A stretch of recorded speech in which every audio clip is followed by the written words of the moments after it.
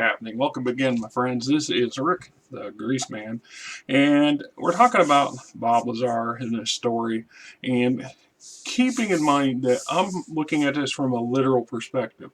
We know that the questions, there's so many more questions about his claims and his stories, and the man himself is a conundrum with a lot of unanswered or unanswerable stuff lingering around, which causes us to doubt everything he says.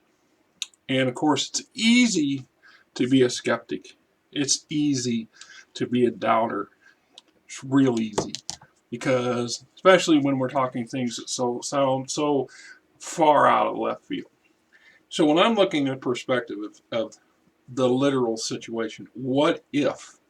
What if the man literally is telling the truth in his own human way? And it's easy to doubt, it's easy to throw conjecture. And yeah, we all want to believe, well, majority of us want to believe this story. There are always some who they get their rocks off being the stick in the mud. And there's nothing wrong with that. But you're having an honest opinion, honest debate about whether or not what he says is true, or his experiences and his takes on them are true. And I welcome that sort of conversation because it spurs on more additional conversation. Keeping that in mind, let's talk about the ominous feeling that Bob states on occasion, and when it gets brought up, that he had, and how it took him a little bit longer than the average Joe to dial into something that hypothetically was going on around him that he seemed to be oblivious to until he got into the ship itself and got that creepy, strange, out of your comfort zone feel. And I don't know that everybody out there at one time or another have we all had an experience that would quantify as, I don't belong here. This is something I really should not be involved in. And, I can think of a few times in my life where I found myself, or I put myself into a situation that was so surreal, so not my normal range of comfort, that I felt not just out of place, but eerily out of place.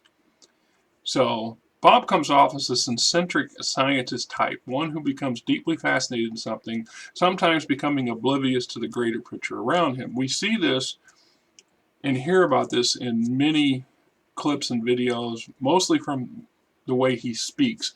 Not that he himself says this, but if you look at the type of personality and traits that he presents to everybody that interviews him or talks to him, this is the kind of person that I conclude that this man is. And I have had relatives. I had an uncle who, while nowhere near the Bob Lazar kind of realm of things, was very oblivious to the world. And I myself we all become focused on something and not see the bigger thing going on around us, and then we're kind of taken off guard or surprised by what we missed or what we should have been obvious at the very beginning. So, excuse me there. His first impressions of S4 and its secrets seem almost anticlimactic.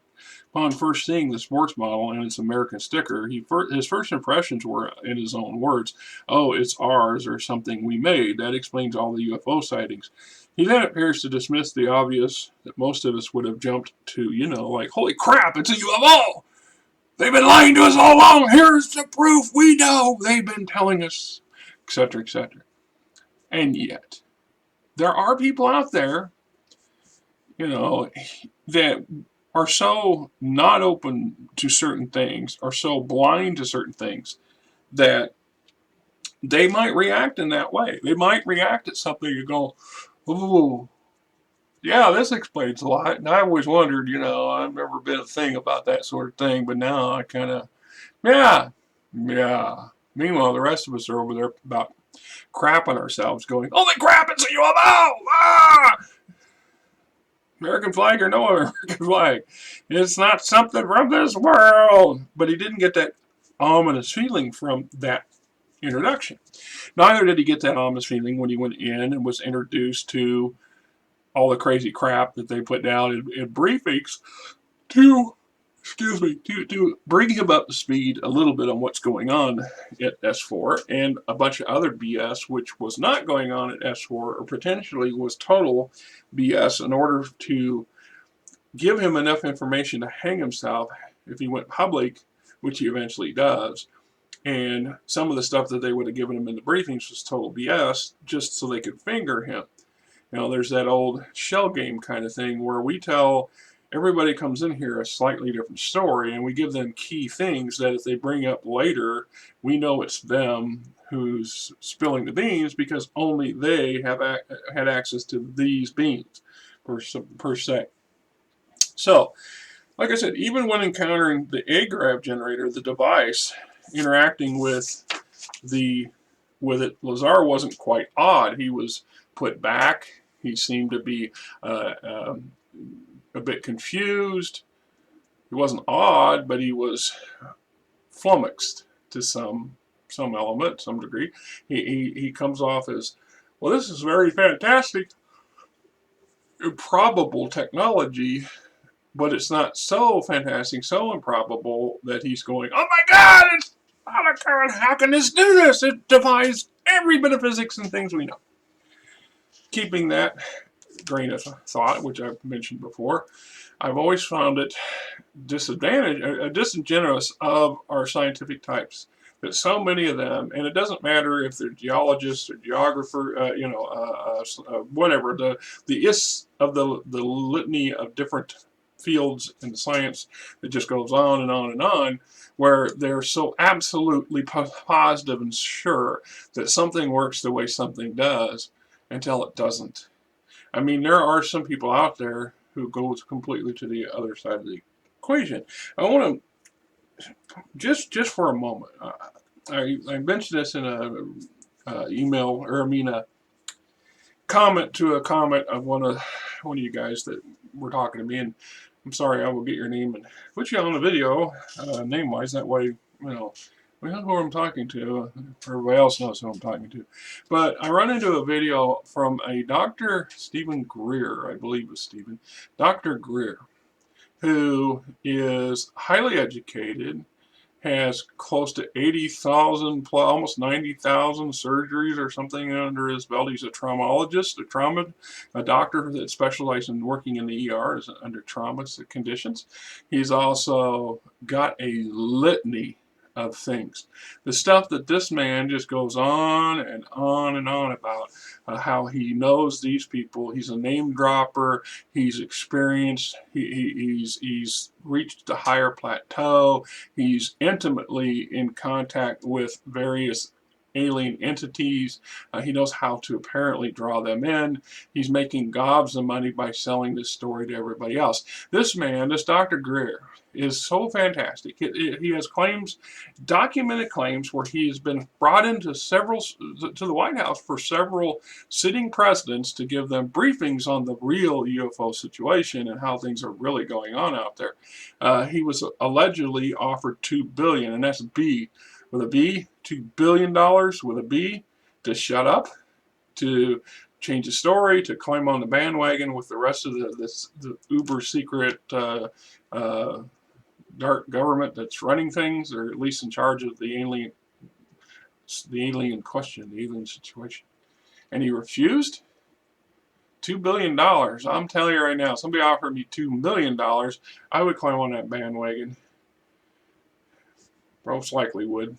$2 million is a lot. $2 billion, you and I, the majority of the readers and viewers, majority of Americans in general have no concept of $2 billion with a B dollars.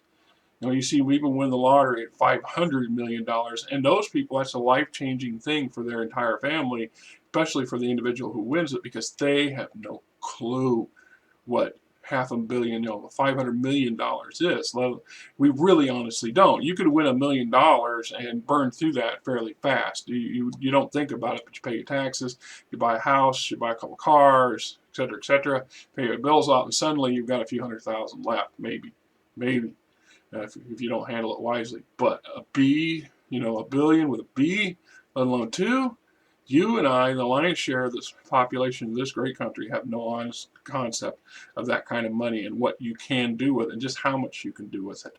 I mean, just saying. All right, we don't. So when you look at Bob Lazar's story compared to this Dr. Greer story, they're so fantastically different. And there's so much in Dr. Greer's story, from what little I've just scratched upon, that it makes it sound plausible, and yet he himself is a crazy nut. He is very not. He wears many faces from just the little I've seen in her. He's so not disingenuous. He's so not what you would expect. Maybe almost, if you're even remotely familiar with Buckaroo Banzai, there's a little bit of this Dr. Greer Buckaroo Banzai kind of mindset going on. This man has it all going on, and he's just layered on top of layer on top of layer, and so many layers of so many outrageously accelerated commentary or claim that even if you strip away 90% of it, what's left is behind is still pretty fantastic. Yet Bob Lazar is quiet and mild-mannered and introspective and reluctant, at least geniusly so, if his real goal is to stay in the limelight, to stay. Somehow he's making his money, somehow he's making the millions and millions. I understand that Dr. Greer is quite wealthy from his claims and his fantastic dramatics, so on and so. And I think down the road, I think I'm going to do a bit of a comparison video between the two. And then once I'm done with Bob Lazar, this Dr. Greer sure seems like a character to dig into. Lots of stuff there going on. So, saying that said, returning to Bob Lazar and his ominous feelings. No, he says it's not the first time he saw the fact that he gets hired to go to Area 51, then S4. It's not that he's in the government's most secret facility that's known to the public. And I say that as tongue-in-cheek, because and I know that the government has many of these sort of facilities and places, although varying levels of fantasticness, I'm sure. The fact is that that in and of itself is a huge thing for anybody who had the opportunity and has had the opportunity to spend any time in Area 51. Whether they can talk about it or not, is still an experience of a lifetime. And if you're not awed by it by a little bit, you're oblivious to it. And that's a certain type of personality trait. That's a character flaw, or a character trait that's a good one, depending on who you want to look at, how you want to look at it. So he says it's not being visiting S4. It's not getting hired by the government to work at Area 51 a la S4. It's not walking past a row of spacecraft or a seeming spacecraft. It's not seeing the so-called sports model with its U.S. flag and going, so now we know why, this is the source of all those so-called UFO sightings, because Bob Lazar himself insisted that he didn't believe in any of this stuff, and he still has trouble biting into it. So, right. It's not after he's been introduced to this fantastic, magical seeming technology that's just so far advanced that it's children playing with, something that's so they just absolutely cannot barely understand and scratch the surface at. Right? It's not then. It's not until he sets foot in the sports model briefly he's allowed to get in. He says that it's not until he stepped in it that he says that it hit him, and not in an excited, over mind-blowing way, but as an ominous feeling, as if this is something we don't belong in, something dangerous and strange. He had the creepy feeling that he had no business being in there. And like I said, how many of you can say that you've been in a situation that you truly had the skin-crawling creeps, or that gut-twitching reaction where suddenly your mind opens up and you look around with wide eyes, tongue-in-cheek, or biting your lip, or grimacing slightly, thinking, ooh, This is not a good place to be. Why am I here? I have no business being in here. I am not in a spot where I should be. I mean, a lot of people will say that they've been there, and I will tell you, I've been in some situations that I think qualify, but I cannot quantify it. I cannot put that in the same category as stepping into what would be a hypothetically real UFO by an alien species and not having any clue.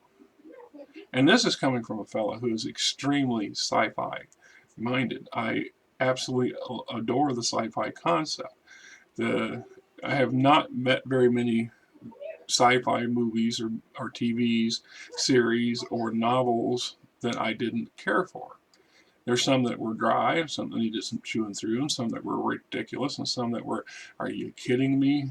I mean, everything we think we know, and this is what you're going to give us? Star Trek is not. Star Wars it is not. But, right? The actual in-your-face situation where the impossible comes true. I'd almost put it in the same situation of finding yourself in a religious mindset, and you go in and you're confronted with something that is obviously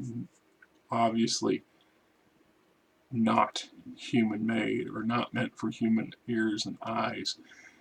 And here you are with a direct link to God or the goddess or whatever pantheon you may or may not believe in. So, his eyes were open, as it were. I'm reminded in a few instances in my life, like I said, when I find myself in a place I didn't belong, the uncomfortable and eerie feelings I had, I still cannot fully imagine the feeling he conveys in those few words. Yet I can connect to what he says in a few words that it was an ominous feeling like we didn't belong here. And the fact is, he goes in and he describes it. And here is one of those, we're back to the literal thing. Literal, taking what he says to be the literal truth. Now we have to diverge from the literal truth because a lot of people absolutely cannot cling on to the story for the sake of the story, or the situation for the sake of the situation. No, we have to diverge because in our minds we must justify, or we must somehow critique or analyze what's being said so it can make it a safer place for us to cope with, or to put it into some form of denial.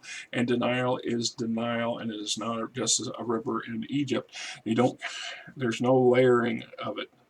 Well, it's a mild denial. It's like telling a white lie. Maybe he's telling a white lie. Maybe he's not. Maybe he's telling a bald-faced whopper of a lie. Maybe it's somewhere in between. And the truth is, we'll never know. But we have to take some literal a leap of faith to some, if you want to go from that perspective, or take it from a literal sense of what if there's a kernel of truth there, if something in the story is truthful. And when I look at stories put forward by people like Dr. Greer, I find Bob Lazar far more believable, even in the out of all the discrepancies and issues with the man himself. Stepping away from the fact that the man's education is dodgy at best, we can't prove what he claims, and yet the reasons we can't prove what he claims is viable. I can buy into the fact that somebody, someplace in the government, decided to try to discredit this man, and what better way to discredit him than to do the things to make things appear that what they are. So, what about Dr. Greer? Why haven't they managed to do that to this fellow? Is it because he came after Bob Lazar and things have changed so much since those early days of Area 51 in the early 80s that it's much harder to smear somebody? I don't think so. All you got to do is watch our modern politics in America today and just see how messy and nasty, and, I'm just saying, right? Okay, back to the literal thing. The ominous feeling. The fact that he goes in and there's evidence that we've cut, that are his fellow scientists or engineers or somebody, people there prior to him have cut pieces of this thing apart. They've managed to dismantle it so it's not impervious, it's not indestructible. They were able to carve off. There's depending on which story you hear him tell. And like I said, I can tell you the same story over and over and over again, and the details will vary somewhat. So if you don't believe me, you have a disagreement, take a look at the handful of videos I've been posting to this channel from my experiences as a clerk in a convenience store, and ask yourself, did it sound like I was full of it? You know, can you verify that I worked for 7-Eleven? Can you go back and chase down my history? If I would allow you to know all the details of my personal stuff, maybe they still have the records. Maybe they don't. Maybe they didn't keep them. The store doesn't exist anymore. Shoot, I don't even think there's a 7-Eleven even left in Iowa, to be honest. I know they're still out there. I know that they're quite prevalent overseas, especially in Asia, but not in Iowa no more. They were bought up and changed over several different times. So the same store that I worked in still exists. It's been completely remodeled and now owned by a completely different company, but the location's there. The people who live in that vicinity is still a hairy, dodgy neighborhood, right? Just recently, we had some riots going on down there and peaceful protests going on down there. So the place is still one of those neighborhoods. Does it mean that I didn't work there? That the events I say that I witnessed, and physically, I got physical proof in one incident, several incidents there. You know, my cousin who got fired from there, he committed suicide some years ago, so you can't really go and ask him. So am I believable in those stories, or am I just more, telling us a yarn for the sake of telling a yarn? How do we judge? How do we know? It's easy to say that is so outrageous, it's so retarded, it's so impossible that I want to believe what he says, but I can't believe because. I can't believe because I won't. Then go look at Dr. Greer and his extreme opposite side and view and claims. Everything from talking to presidents and briefing presidents to actually being on UFOs. He's wrote books, he's got seminars, he's making millions. And not so many people are pointing fingers at him and going, yeah, there's quite a few detractors and other people, but there's just as many people out there that believe everything he says. This is Trumpism as an example. A lot of fine, good, hardworking American people want to believe in this president. Some believe in the office of the president, and it doesn't matter who and what they do. And yet, my own eyes, and not to get into a political diatribe, because the truth is, I'm neither Republican or Democrat. I vote for whom I think is going to help the most. Mostly people in my demographic, which is what used to be a decent demographic, is now poor. So I look at what the man says on international television, live, while I witnessed him say it. Then 10 minutes later, or 2 days later, come back and claim, I never said that. It was misconstrued. It was taken out of context. It is fake media. Now, I will acknowledge that our media today has balkanized. There's so much going on out there, so many different elements that they've taken sides, which the media should not do. In my honest opinion, I do not think our media should be taking sides. They should be taking the middle ground and showing showing the people what's being said, and let us decide if that's truth or not. So, that ominous feeling that doesn't always go away. Until next time, my friends, this is Rick, and I hope you have a greasy day.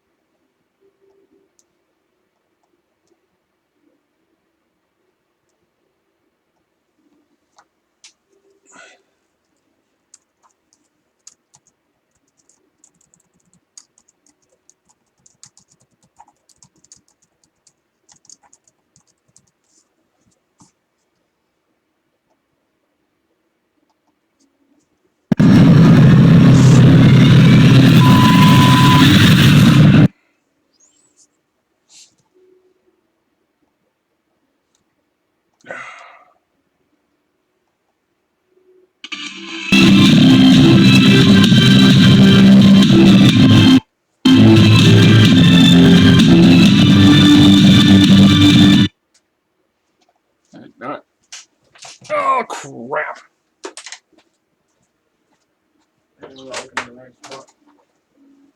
Well, I see the old man came by again.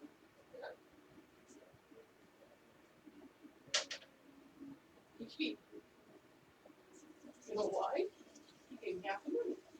Well, he's serious about it, and then you give him Yeah. And he's gonna stop by and see how we're doing all every day, so. Well, I see him come down this way, he yells, he goes, U-Haul? Yeah, I'm sitting right there at the damn chair. Yeah, the poor guy is sitting over here in the fucking driveway. Yeah, Daddy knocked the cardboard off his door, didn't he? She's telling him. Yeah. Yeah? Where you going there? Hey, somebody ate a sparrow's head off.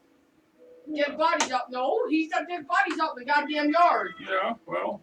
That's all. I guess that's all she does. Just eats the fucking sparrows' heads off and then Yeah. leaves the rest of it. Well, I'll get the damn thing later and throw it in the trash. Oh, we will. Throw it out in the weeds. Because it's not too far right there where the fucking flower garden is. Yeah. Oh, for Christ's sake. Come on here, Frankie. Daddy alone.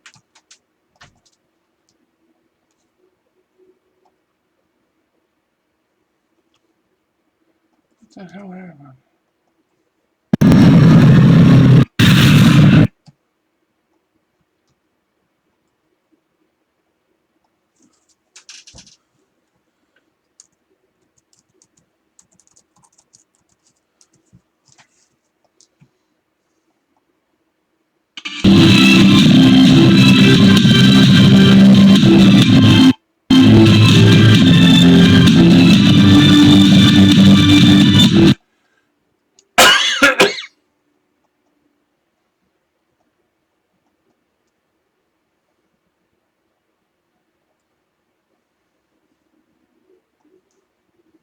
Okay, so it's a